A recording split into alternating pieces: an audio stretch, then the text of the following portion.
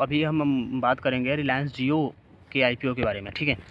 तो जो रिलायंस जियो का आईपीओ है वो अभी आने वाला है, आप सबको पता है 2026 में एक्सपेक्टेड है। डेट और प्राइस बैंड और सब्सक्रिप्शन लिस्टिंग डेट, ये सारी चीज़ें अभी सब्सक्रिप्शन जो है वो पब्लिक नहीं की गई हैं, फिर भी कुछ चीज़ें पब्लिक की गई हैं। देखते हैं इन सारी चीज़ों को, और हो सकता है आपको कुछ इन्फॉर्मेशन मिले इस रिलायंस जियो आईपीओ से रिलेटेड, ठीक है। तो चलिए वीडियो को हम शुरू करते हैं, ठीक है। तो अगर आप नीचे के स्क्रॉल करोगे नीचे की तरफ, तो आप सिंपली देखोगे कि यहाँ पे लिखा है Jio platform filed DRHP with SEBI on 19 June 2026 को। The IPO is 100% fresh issue of up to 27 crore equity shares, ठीक है। तो जो है वो सारे ही जो शेयर्स बेचे जाएंगे वो फ्रेश इशू किए गए हैं। फ्रेश इशू मतलब नए बनाए जाते हैं शेयर्स जो पब्लिक को देने होते हैं, ठीक है। तो फ्रेश इशू जो शेयर्स हैं वो 27 करोड़ शेयर्स होंगे जो मार्केट में दिए जाएंगे। 27 करोड़ फ्रेश इशू शेयर्स होंगे जो रिलायंस जियो के आईपीओ के ऊपर किए जाएंगे, ठीक है।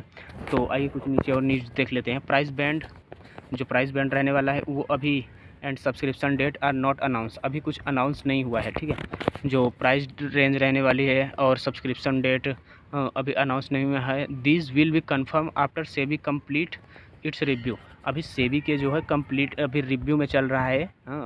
वो आईपीओ की जो फाइलिंग हुई है, जो कहते हैं ना कि फाइल किया है आईपीओ, तो अभी सेबी उसकी रिव्यू कर रही है कि सारी चीज़ें सही हैं या गलत हैं। तो उन चीज़ों के अगर एक बार रिव्यू कंप्लीट हो जाएगी उसके बाद वो क्या कहते हैं कि सारे हो जाएंगे, कंफर्म हो जाएगा कब आ रहा है कब नहीं आ रहा है, ठीक है।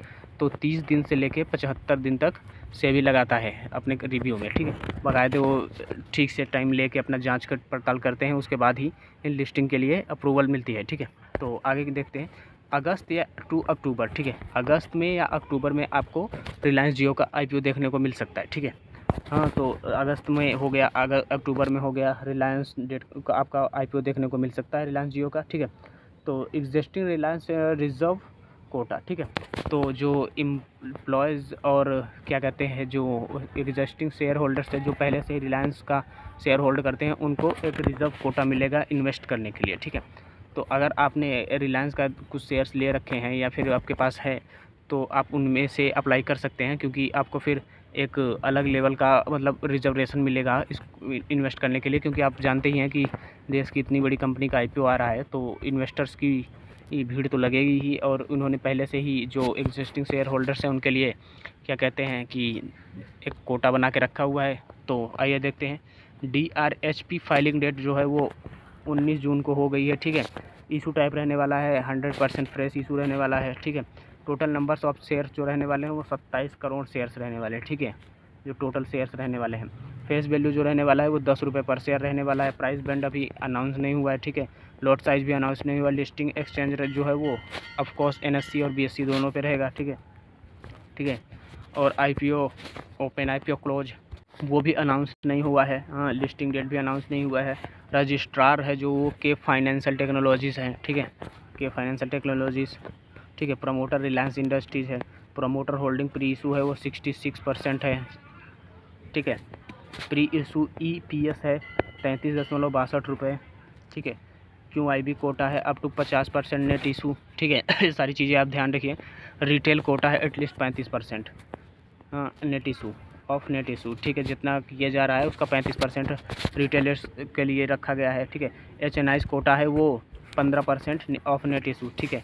HNI कोटा मतलब हाई नेटवर्थ इंडिविजुअल्स, जो रईस लोग हैं वो इन्वेस्ट कर सकते हैं इस आईपीओ में। हाँ, थोड़ा पैसा ज़्यादा लगता है उसमें। आप HNI कोटा में आने के लिए आपके पास 10 करोड़ रुपए रहेंगे तो आप HNI बन जाएंगे। HNI का मतलब होता है हाई नेटवर्थ इंडिविजुअल्स, ठीक है, जिनके पास थोड़ा पैसा ज़्यादा होता है, ठीक है। तो ये इतनी सारी जानकारी आपको, अगर फिर आईपीओ आ रहा है, अगर आपको इन्वेस्ट करना है तो आप देख लीजिएगा अपने हिसाब से, सारी चीज़ें डिटेल में रख के। मिलते हैं किसी और वीडियो में, तब तक के लिए बाय बाय। सब्सक्राइब कीजिएगा।